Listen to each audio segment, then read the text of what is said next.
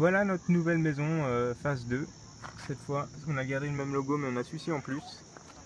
Et la voiture est quand même vachement plus confortable. Donc là on a vendu le van qui nous avait posé pas mal de problèmes. Et puis on est parti sur un 4x4 un peu plus moderne avec cette fois la clim, régulateur de vitesse et tout ce qui s'ensuit.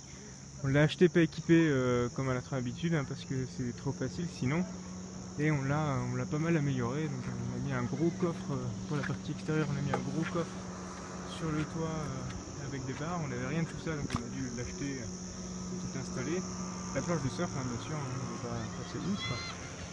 Et voilà, et cette fois on a des bons pneus. On a commencé par les changer en fait, parce que c'était pas terrible non plus, mais là cette fois on a tout sécurisé en changeant les 4 pneus. Voilà, alors côté extérieur en fait il est tout basique hein, mais on a des moustiquaires aux fenêtres pour la nuit parce qu'il fait tellement chaud qu'on dort tout ouvert. On a la roue de secours qui est bonne aussi cette fois, c'est pas mal. Et on est bien installé là comme vous pouvez le voir, sous notre belle tonnelle, donc c'est vachement pratique. Quand on passe à l'intérieur maintenant, donc côté cuisine c'est vachement moins pratique par contre que dans le van, c'est-à-dire qu'on n'a pas le lavabo. On a quand même notre petit robinet qui est ici, qui est ce tuyau là en fait, mais qui fonctionne par gravité, c'est-à-dire plus on descend le tuyau, plus l'eau coule. Mais ça permet quand même de faire la vaisselle, de se nettoyer les pieds quand ils sont pleins de sable. Là on a tout notre rangement, alors par contre du coup on a un matelas, c'est le même matelas qu'on avait dans le van, qui a été prédécoupé également, on l'a découpé avec nos couteaux, qui permet en fait d'ajuster comme on veut. Donc là on a notre petite cale, hop, c'est manuel, hein. Je n'ai pas trouvé de moteur électrique, désolé.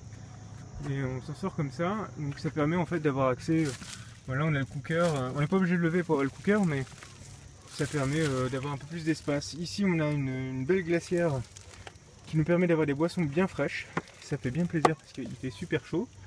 Ici on a notre petit déj avec les ustensiles de cuisine, ici la poêle, casserole, etc.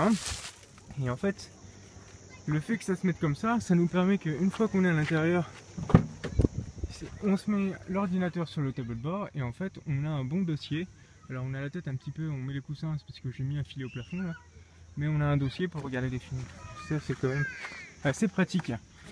Alors, si je redescends, bien. Hop. Voilà, donc là on retrouve notre lit.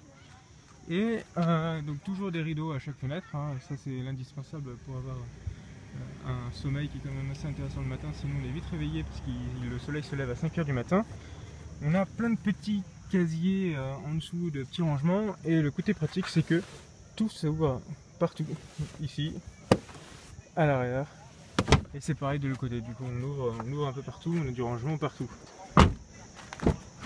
Côté habitacle, là c'est le grand confort. On retrouve notre petit accoudoir qui nous avait bien manqué quand même dans le van. Et puis surtout la clim, ça c'est top. La clim, le régulateur de vitesse comme je vous l'ai dit. Voilà quoi.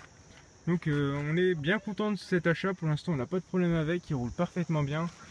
Et on espère pouvoir traverser l'Australie avec et le revendre comme il se doit. Voilà.